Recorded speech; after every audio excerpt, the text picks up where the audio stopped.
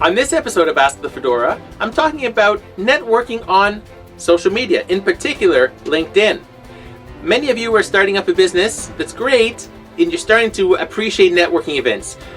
But for those of us who are still in school or taking a course or working at a corner day job, whatever it is, it's always a good idea to connect with your employers, your employees, your colleagues on LinkedIn, even if you know you're not going to be in that job for the rest of your life, because you never know where people are going to end up. For instance, when I was in the government many moons ago, I wanted to find a day job in the government, but I didn't know where I'd end up. And at the time, back in 2005 or so, I started connecting with everybody on LinkedIn because I thought it was the right thing to do. And over the years, I started building up my rapport with LinkedIn, with my colleagues at the time. And some of them have wrote recommendations about me.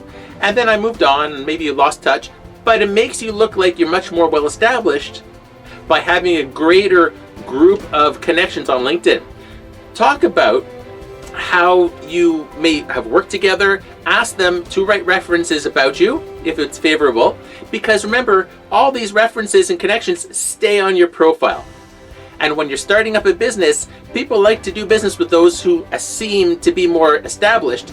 So start getting some of these references and recommendations on LinkedIn and start connecting with everybody you know. Thanks for watching.